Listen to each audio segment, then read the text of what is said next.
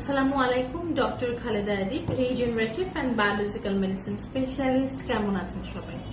আশা করি সবাই অনেক ভালো আছেন।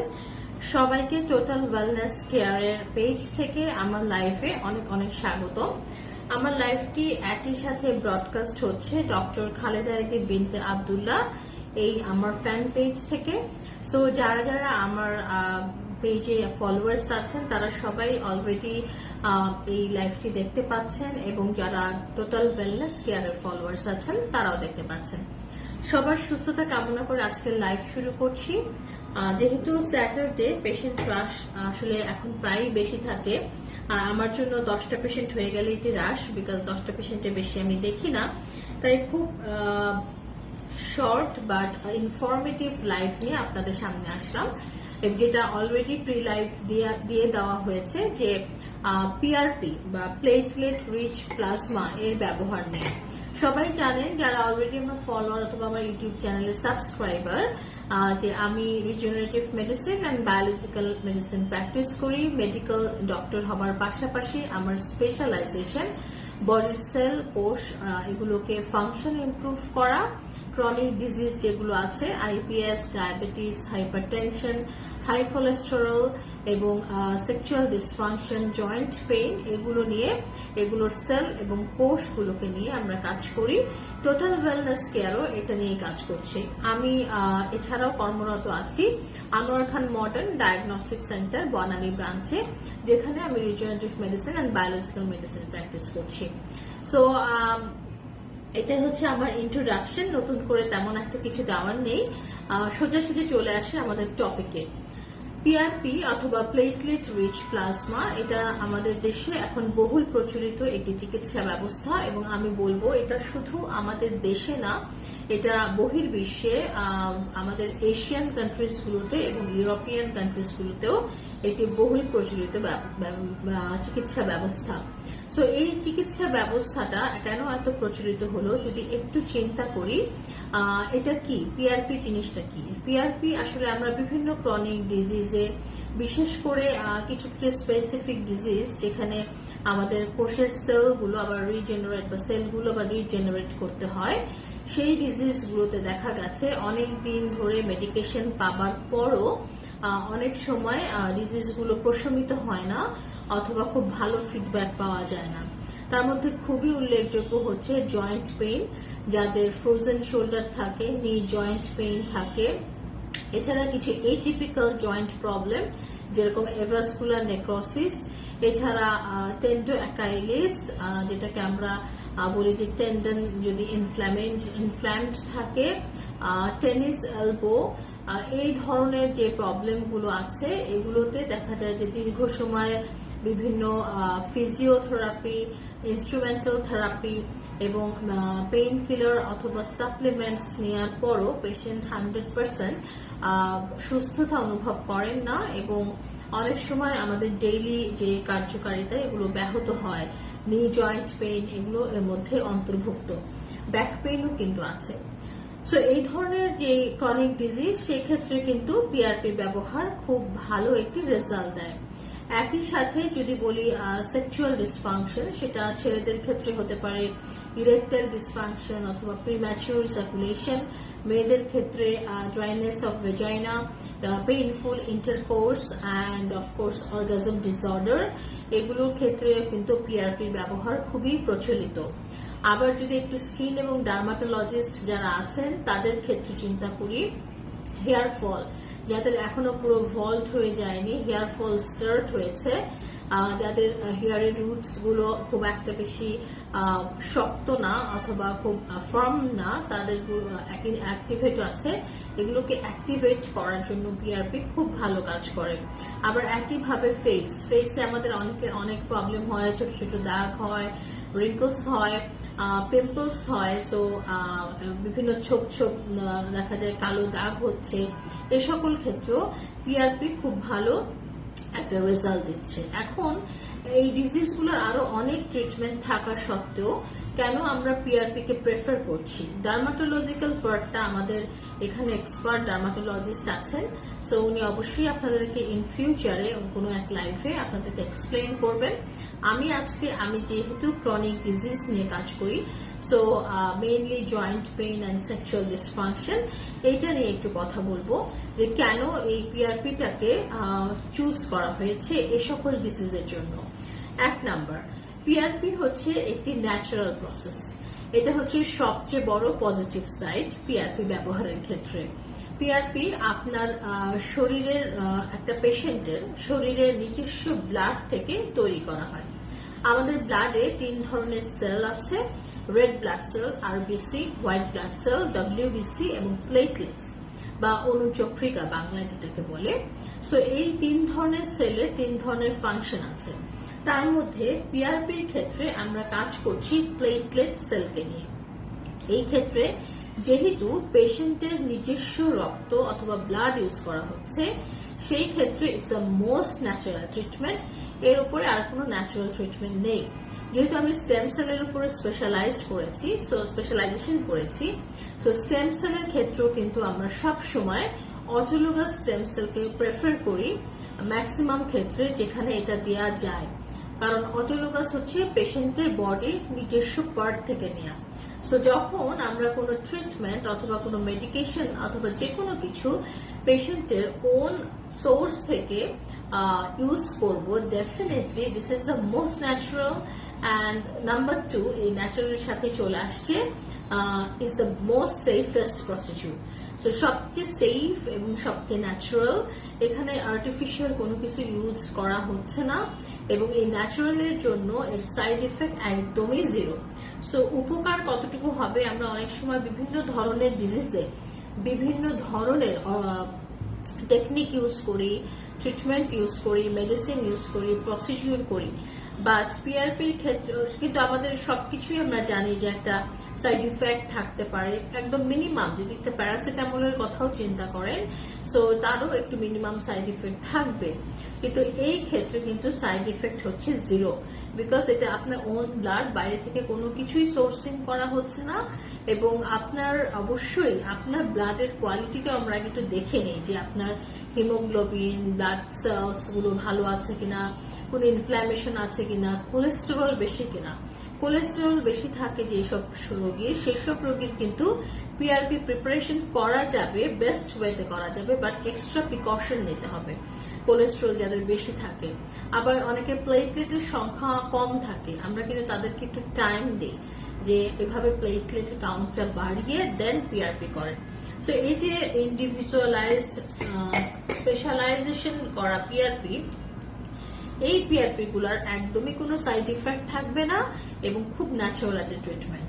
এই দুটো কারণ যে পিআরপি কে চুজ করা হয়েছে এই ধরনের ডিজিজ গুলোর ক্ষেত্রে।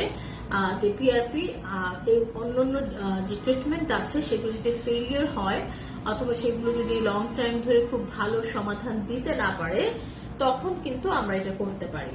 আবার যারা আরো বেশি সচেতন নিজেদের স্বাস্থ্য সম্পর্কে, বা আমরা ডক্টররা যারা চাই যে পেশেন্টকে খুব লেস সাইড ইফেক্ট দিয়ে ট্রিটমেন্ট করব, সেই ক্ষেত্রে আমরা প্রথমেই পিআরপির ব্যবহারটাতে যেতে পারি। অনেকে মনে করেন PRP is the last choice of option of treatment, কিন্তু আমি মনে করছি এটা first choice option of treatment, কারণ এটার কোনো সাইড ইফেক্ট নেই, এটার আপনাকে কোনো ক্ষতি করবে না। এটা বরং এটা করার সময় আমরা আপনার বডির স্ক্রিনিং করে নিচ্ছি, সো অন্য কোনো ইস্যুজ আছে কিনা এটাও কিন্তু এই সময় ফাইন্ড আউট হয়ে যায়। So this is most effective আমার কাছে মনে হয়, এবং এটাই ফার্স্ট চয়েস অফ ট্রিটমেন্ট হওয়া উচিত যদি ইন্ডিকেটেড হয়। সো যাদের দেখা যায় প্লেটলেট একেবারেই কম, 50,000-এর নিচে, তাদেরকে তো করা যায় না। যাদের দেখা যায় যে ব্লাড রিলেটেড কোনো ডিসঅর্ডার আছে, তাদের ক্ষেত্রে আমাদেরকে চিন্তা করতে হয়। সো বাট অনেক সময় এগুলো আমরা স্পেশালাইজড ওয়েতে তৈরি করে তারপরে ট্রিটমেন্টটা করি। তারপরও এটা মোস্ট সেফেস্ট, কারণ এটা আপনার own blood. So that's why এই সকল ডিজিজের ক্ষেত্রে পিআরপি কে চুজ করা হয়েছে।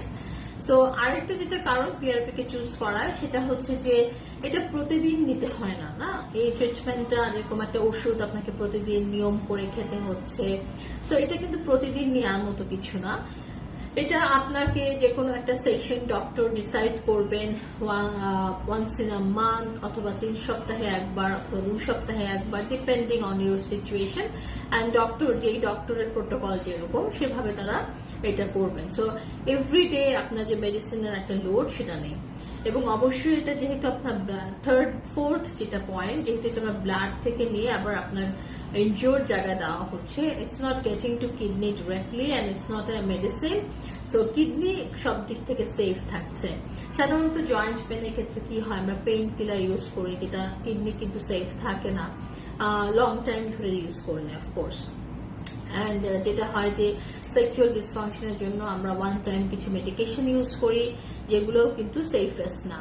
সো সেই সব ক্ষেত্রে অবশ্যই এই সকল বিবেচনা করে আমরা দেখছি 4টা বেস্ট পয়েন্ট যদি দেখি, PRP is the best treatment বা বেস্ট চয়েস অফ অপশন হতে পারে আপনার জন্য, যদি ডক্টর মনে করেন অন্য সকল চিকিৎসা থেকেও। So this is the reason যে পিআরপি কে কেন চুজ করা হয়েছে। অনেক আধুনিক ট্রিটমেন্টের মধ্যে this is one of the most choosable treatment. একটু প্রশ্ন নেই, what are the indication of hair PRP? Okay, so প্রথমে বলে নিয়েছি যে আমার এখানে খুব ভালো একজন ডার্মাটোলজিস্ট আছেন, এক্সপার্ট ডক্টর। উনি আপনাকে এই বিষয়ে আরো ডিটেলস বলবেন in future. But on the aspect of regenerative medicine, যেহেতু আমি সেল নিয়ে কাজ করি, পিআরপি ওই সকল পেশেন্টকে দেওয়া যায় হেয়ার লসের ক্ষেত্রে, যাদের হেয়ার লসটা আসলে পুরো ভল্ট আকারে হয়ে যায় না, বিভিন্ন জায়গা থেকে থোকা থোকা করে হেয়ার উঠছে, অথবা সিতিটা মোটা হয়ে যাচ্ছে, সিতির এখান থেকে চুল উঠে যাচ্ছে, অথবা যে কোনো একটা সিগনিফিকেন্ট জায়গা থেকে চুল উঠে যাচ্ছে, বা ওভারঅল আপনার চুল ঝরে যাচ্ছে। চিরুনি দিয়ে যখন চুল আঁচড়াচ্ছেন, অথবা ওয়াশরুমে যখন শাওয়ার নিচ্ছেন, অথবা বিছানায় শোয়া থেকে উঠে দেখলেন বিছানায় চুল ঝরে গেছে, এই চুল ঝরে যাওয়ার প্রবণতা যাদের বেশি, তাদের ক্ষেত্রে পিআরপি ইন্ডিকেশন খুবই ভালো। যদিও আমার এই ব্যাপারে নলেজ বেশ কম, সো আমি এতটুকুই বুঝি আমার জেনারেল নলেজ থেকে।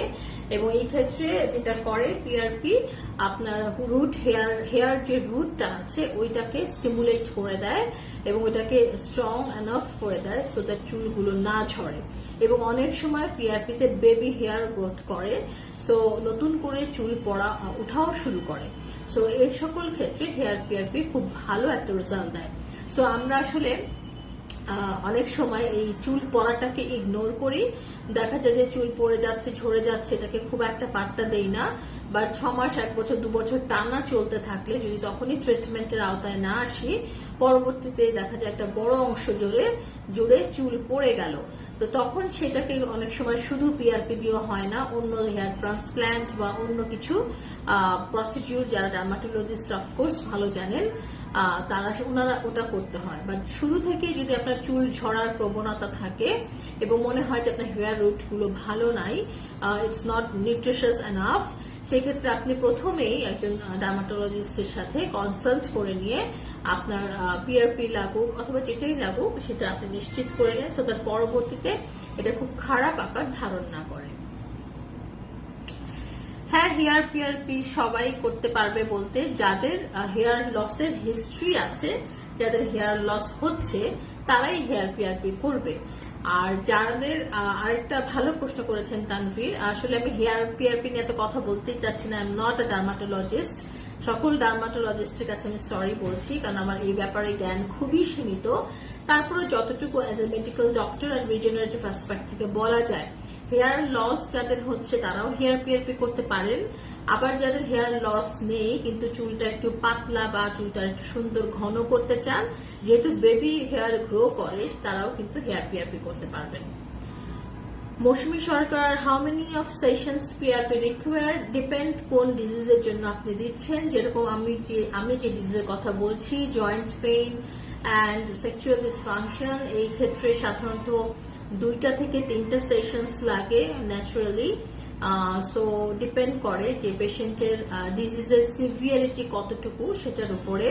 সো আমরা সেক্সুয়াল ডিসফাংশনের ক্ষেত্রে দেখেছি যদি আদার কন্ডিশন খারাপ থাকে লাইক ডায়াবেটিস, হাইপারটেনশন অথবা বয়সটা একটু বেশি 3 থেকে 4টা সেশন লাগতে পারে।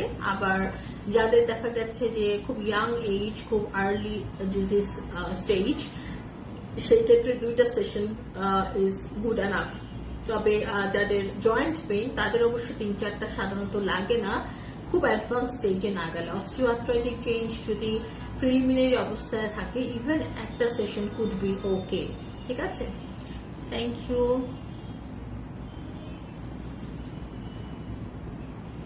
ইয়াস, মেহেদি হাসান শুভ, হেয়ার পিআরপি করলে আপনার অফকোর্স এটা একটু আগেও বলেছিলাম যে আমার যতটুকু নলেজ আমি জানি যে হেয়ার গ্রো করে, সো নিউ হেয়ার গ্রো করে। সো বাট এটা I think it's a long procedure, একটু সময় ধরে এবং ধৈর্য ধরে করতে হবে। এবং প্লিজ আপনি আমাদের ডার্মাটোলজিস্টের সাথে একটু কনসাল্ট করে নিন। Thank you.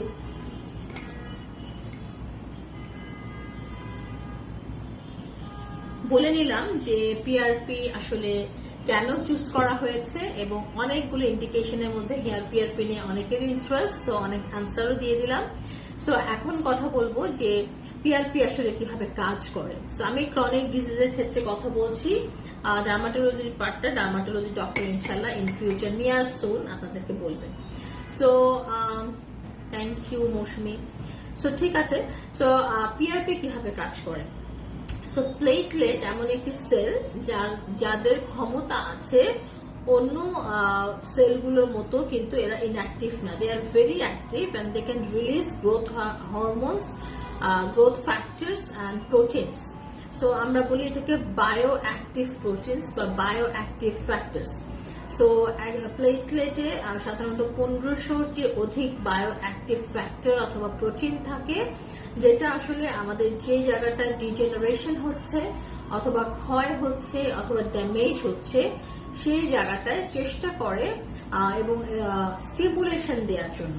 So growth factor and bio active factor এর অর্থ হচ্ছে আপনার যে জায়গাটা অ্যাক্টিভ নেই, আপনার ধরেন হাঁটু ব্যথা এক্সাম্পল, হাঁটুর যে কোষগুলো এই মুহূর্তে অ্যাক্টিভ না তাকে স্টিমুলেশন দিয়ে অ্যাক্টিভ করা, সেল ফাংশন ইমপ্রুভ করা, এটার জন্য প্রচুর স্টিমুলেশন লাগে। এই স্টিমুলেশন আমরা পিআরপিতে পাচ্ছি। কিভাবে পাচ্ছি? কারণ প্লেটলেট যতটুকু একটা পেশেন্টের শরীরে একটা সার্টেন অ্যামাউন্ট ব্লাডটা ড্র করে আমরা প্লেটলেট কনসেন্ট্রেট করে তারপর এটা ইনজেক্ট করি, সেই ক্ষেত্রে হাই কনসেন্ট্রেশনের প্লেটলেটে মোর গ্রোথ ফ্যাক্টরস, মোর বায়ো অ্যাক্টিভ ফ্যাক্টরস থাকবে, যেগুলো আপনার সেল ফাংশনকে আবার আগের মতো করার জন্য স্টিমুলেশন দিবে।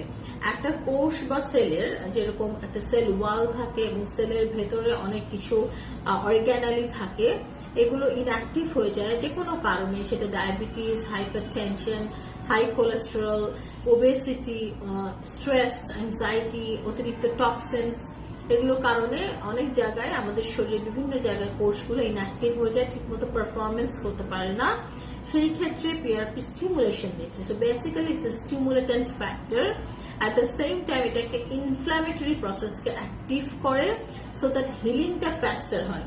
যে কোনো জায়গায় দেখবেন যদি ইনফ্ল্যামেশনকে আমরা অনেক সময় খারাপ ভাবে দেখি, বাট আমরা যদি একটু আমাদের মেডিকেলের ব্যাকে যাই, আমরা ফার্স্ট ইয়ার সেকেন্ড ইয়ারে ফিজিওলজি পড়েছি, ইনফ্ল্যামেশন ইজ আ প্রসেস যেখানে হিলিং প্রসেসটা খুব ফাস্টার হয় যদি এটাকে সঠিকভাবে গাইড করা যায়।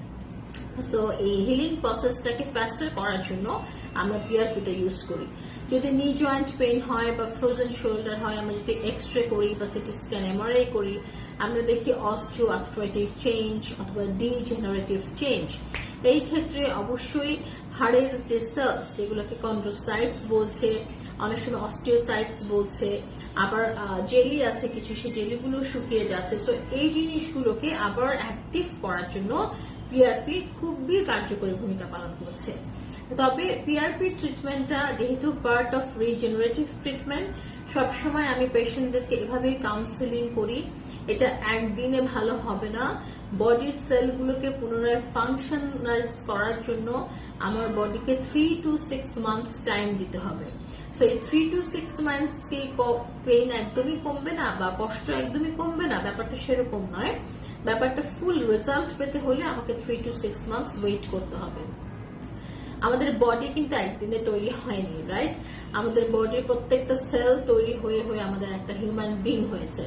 সো সেরকম আমি যদি কোনো সেলকে টার্গেট করি, একে আমি রিজেনারেট করতে চাই অথবা একে রিফাংশনিং করতে চাই, সেই সময়টা আমার বডিকে দিতে হবে। বাই দিস টাইম বডিকে রেডি করতে হবে, বডির ব্লাড সার্কুলেশন ভালো আছে কিনা ইনশিওর করতে হবে, বডির নিউট্রিশন ঠিক মতো পাচ্ছে কিনা ইনশিওর করতে হবে, বডির যথেষ্ট পরিমাণে রেস্ট হচ্ছে কিনা, এগুলো সবকিছু কিন্তু এনশিওর করতে হবে।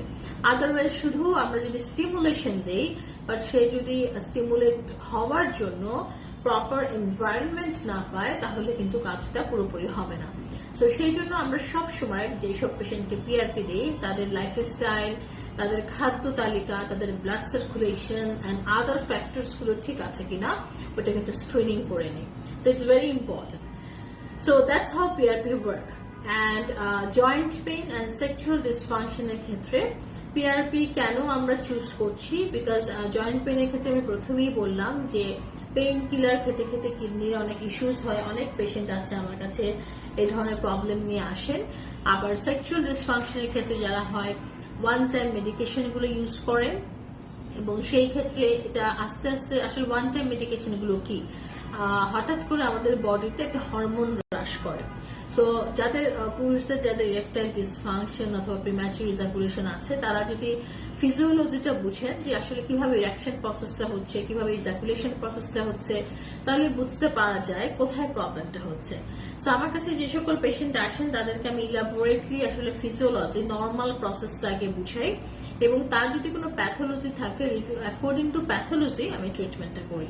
সো সেই ক্ষেত্রে পিআরপি তখনই সেক্সুয়াল ডিসফাংশনের জন্য লাগে যখন তাদের রক্ত সঞ্চালন খারাপ হয়, আর্টেরিয়াল ড্যামেজ হয়, ভেনাস লিকেজ হয়, অথবা দেখা যায় যে পিনাইল ভেসেলস গুলা কোনো কারণে ভালো মতো ইটস নট প্যাটেন্ট ঠিক মতো কাজ করছে না, সেই ক্ষেত্রে কিন্তু পিআরপি কাজ করে বা পিশট কাজ করে। তো সবার জন্য কিন্তু পিশট নয়, তাদের জন্য যাদের এই ভাস্কুলার প্রবলেম গুলো আছে সেই ড্যামেজ গুলোকে ফিল আপ করার জন্য। একটা প্রশ্ন নিয়ে ম্যাম, যাদের হাড় ক্ষয় হয়েছে তাদেরকে পিআরপি ট্রিটমেন্ট নিলে রিকভারি হবে? ইয়েস, ইনশাল্লাহ অবশ্যই হবে। যেটা আমি একটু আগেও বলছিলাম, হাড়ের ক্ষয়, সেটাকে আমরা আমাদের ভাষায় বলছি অস্টিওআর্থ্রাইটিক চেঞ্জ আর ডিজেনারেটিভ চেঞ্জ। সো সেল বোন সেলস যদি ক্ষয় হয় তবে অবশ্যই পিআরপি স্টিমুলেশন দিয়ে বোন সেলস গুলোকে আবার রিজেনারেশন করতে পারে। এটা আমরা বিফোর আফটার এক্সরে অথবা এমআরআই করেও প্রুফ করি। অনেক পেশেন্ট আছেন যারা নি জয়েন্ট পেইনটাই বেশি সাফার করেন, অনেকে আবার ফ্রোজেন শোল্ডার আছে। সকালেও আমার কাছে একজন মহিলা পেশেন্ট এসছেন, সাধারণত পোস্ট মেনোপোজ পিরিয়ডে মেয়েদের এই প্রবলেম গুলো হয়, কারণ এই সময়টা ইস্ট্রোজেন প্রোজেস্টেরন হরমোন গুলো ইমব্যালেন্স থাকে। সো আমাদের যে বোনস আছে সেখানে calcium, phosphorus, magnesium, vitamin D এগুলো ঠিক মতো অ্যাবজর্ব হতে পারে না। সো এগুলো অ্যাবজর্ব হওয়ার জন্য যে গাইডলাইন দরকার সেগুলো তো থাকতেই হয়, সাথে পিআরপি দরকার হয়, বিকজ যেটা ক্ষয় হয়ে গেছে এটাকে তো রিজেনারেট করতেই হবে। অ্যান্ড এই যে গাইডলাইন দিলাম, এই গাইডলাইন গুলো যেটা করবে ক্ষয়টাকে যেন আর ভবিষ্যতে না হয় সেজন্য প্রিভেন্ট করবে। সো অফকোর্স যাদের হাড়ের ক্ষয় হচ্ছে এবং ইভেন যাদের নি রিপ্লেসমেন্ট করতে হয়, যাদের নি রিপ্লেসমেন্ট ছাড়া কোনো অপশন থাকে না, এ ধরনের কিছু পেশেন্টও আমরা ট্রিটমেন্ট করেছি একটু চ্যালেঞ্জ নিয়েই, হয়তো বা একটু সেশন 3-4টা লেগেছে, বাট তাদের এখন পর্যন্ত নি রিপ্লেসমেন্ট করতে হয়নি। So that's a very good achievement. আমি আসলে আমার লাইফে খুব কম রোগী দেখি, 10টা ম্যাক্সিমাম বারবার বলি, বাট আলহামদুলিল্লাহ অ্যাচিভমেন্ট গুলো এমন থাকে যে সবসময় মেডিকেল প্রফেশনের যে স্যাটিসফ্যাকশনটা সেটা চলে আসে, যে একটা পার্সন অনেক দিন ধরে সাফার করছে, বিভিন্নভাবে ট্রাই করছে, সার্জারি পর্যন্ত যেতে যাচ্ছে, তাকে যদি আমি একটা ভালো সাজেশন দিয়ে সার্জারি থেকে রিমুভ করিয়ে একটা ভালো লাইফ আল্লাহর ইচ্ছা দেওয়া যেতে পারে, তাহলে সেটাই আসলে একজন মেডিকেল প্রফেশনাল যিনি আছেন, সেটা আমি হই অথবা যেই ডক্টরই হোক, তার স্যাটিসফ্যাকশনের সবচেয়ে বড় জায়গা। তো সেই স্যাটিসফ্যাকশন জায়গা থেকে বলছি যে হ্যাঁ, পিআরপি আসলে বোনের যে ক্ষয় সেটাকে রোধ করতে পারে। অফকোর্স বিভিন্ন স্টেজ আছে, বিভিন্ন সময় বিভিন্ন ভাবে বিভিন্ন রকম করে আমরা এটাকে স্ক্রিনিং করে ডিসিশন নেই। Decision taking is very important, যে এই ব্যক্তির জন্য আসলেই পিআরপি কাজ করবে কিনা। সো এইটা যদি প্রপারলি নেওয়া হয় তাহলে এটা অবশ্যই কাজ করে। সো ফার পিআরপি নিয়ে যেটা ফার্দার কথা ছিল যে কিভাবে কাজ করে, এবং এটা আমি বললাম যে পিআরপি স্টিমুলেশন দেয় growth factor, growth and bioactive factor release করে। অ্যান্ড এরপরে যেটা ফ্রিকুয়েন্টলি কোয়েশ্চেন যে পিআরপি এর ব্যবহার কি কি, যেটা অলরেডি আমি বলেছি যে ডার্মাটোলজিক্যাল কিছু ইউজ আছে, ক্রনিক ডিজিজের ক্ষেত্রে অনেকগুলো ইউজ বলে দিয়েছি, বিশেষ করে হাড়ের ক্ষয় এবং সেক্সুয়াল ডিসফাংশনের ক্ষেত্রে। সো এগুলো ট্রিমেন্ডাস রেজাল্ট দেয়। অ্যান্ড অফকোর্স যদি পিআরপি সেশন কয়টা লাগে প্রশ্ন করা হয়, তাহলে আমি বলবো ডিপেন্ড অন পেশেন্টস কন্ডিশন। এটা আসলে এভাবে বলাটা সম্ভব নয়, এক একটা পেশেন্টের ডিজিজ কন্ডিশনের উপরে এটা ডিপেন্ড করছে। সো একটু কোশ্চেন দেখে নি আমার পেজে।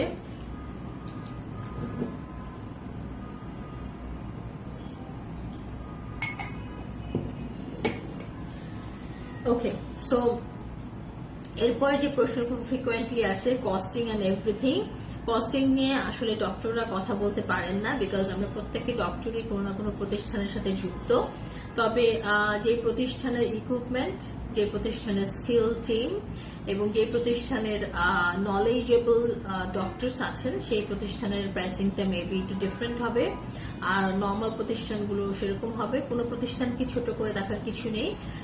আপনি যেখানেই যান না কেন, অফকোর্স কয়েকটা জিনিস এনশিওর, এই কয়েকটা জিনিস এনশিওর করে নেবেন, টিম স্কিল আছে কিনা, ডক্টর স্কিল আছে কিনা, এবং প্রোডাক্ট কোয়ালিটি ভালো কিনা।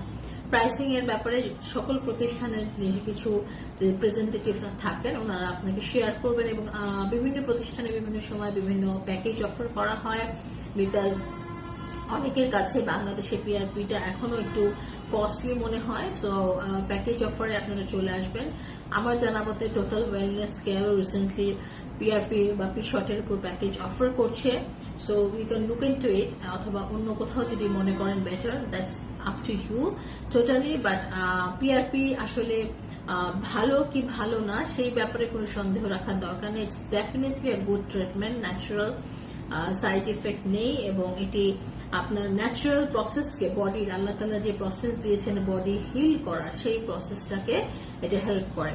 অনেক সময় যেটা আমার কাছে খুবই ইম্পর্টেন্ট মনে হয় পিআরপির ব্যাপারে বলার জন্য, পিআরপি বেসিক্যালি আমরা দিই ব্লাড সার্কুলেশনটাকে ইমপ্রুভ করার জন্য।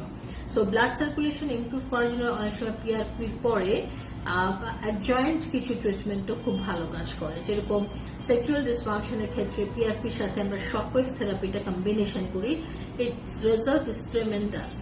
আবার যাদের জয়েন্ট পেইন আছে তাদেরকে আমরা পিআরপির সাথে ওজোন থেরাপি এবং শকওয়েভ যে কোনো একটাকে প্রসেস করি, এক্ষেত্রেও খুব ভালো রেজাল্ট দেয়। So combination of treatment is always good. So একটা সিঙ্গেল অ্যাপ্রোচের চেয়ে আপনি যখন ইন্টিগ্রেটিভ অ্যাপ্রোচে যাবেন, তখন আপনার ট্রিটমেন্ট রেজাল্ট খুবই ভালো আসবে। And last but not the least, যে কোনো রোগ যখন আপনার শরীরে বাসা বাঁধছে, সেটাকে ইগনোর না করে যত দ্রুত সম্ভব নিকটস্থ ডক্টর, যাকে আপনার কাছে এক্সপার্ট মনে হচ্ছে, ওনার কাছে সাজেশন নেবেন, এবং অবশ্যই ওনার পরামর্শ অনুযায়ী ওনার যে ট্রিটমেন্ট প্রোটোকল আছে সেটা ফলো করার চেষ্টা করবেন। কারণ পিআরপির প্রচুর পেশেন্ট আমার কাছে আছে যারা অনেক লেট স্টেজে আসেন। সো লেট স্টেজে আসলে এটা আমাদের ডক্টরদের জন্য একটু চ্যালেঞ্জ হয়ে যায় এটার ভালো একটা রেজাল্ট দেওয়া, এবং পেশেন্টেরও সাফারিংস অনেক বেশি হয়। আমার লাইফগুলো সবসময় অ্যাওয়ারনেস রিলেটেড থাকে। সো আমি পেশেন্টদেরকে এটাই অ্যাওয়ার করতে চাই যে কোনো ডিজিজ নিয়ে বাড়িতে বসে না থেকে অবশ্যই অবশ্যই আপনার পছন্দের যে কোনো এক্সপার্ট ডক্টরের কাছে যে কোনো বিষয় নিয়ে যেতেই পারেন। সব এমবিবিএস ডক্টর মোটামুটি সবারই একটা বেসিক নলেজ থাকে, at least they can diagnose, preliminary ডায়াগনোসটা ওনারা করতে পারেন, and then you can move on to an expert doctor. So of course I really wish your good health. And যেহেতু আমি রাশে আছি, সো আজকে লাইভ এই পর্যন্তই। পিআরপির ব্যবহার নিয়ে কথা বললাম, আমি আমার পার্টটা ক্রনিক ডিজিজ নিয়ে কথা বললাম। আমার সাথে কাজ করছেন আমাদের মেইল ডক্টর সাকিব, সো উনিও পিআরপি নিয়ে কথা বলবেন ইনশাল্লাহ। সো আমরা আছি আপনাদের এই বিষয়ে আরো কিছু ইনফরমেশন দেওয়ার জন্য, যদি আপনাদের কিছু জানার থাকে। অ্যাট দ্য সেম টাইম আমাদের ডার্মাটোলজিস্ট ইন ফিউচারে আপনাদেরকে পিআরপির ব্যবহারে হেয়ার এবং ফেসে কতটুকু রিজুভিনেশন করা যায়, কতটুকু উন্নতি দেওয়া যায় এবং কতটুকু সাকসেস আছে, এই সকল বিষয় নিয়ে কথা বলবেন। Till then stay safe and healthy. Thank you. আসসালামু আলাইকুম।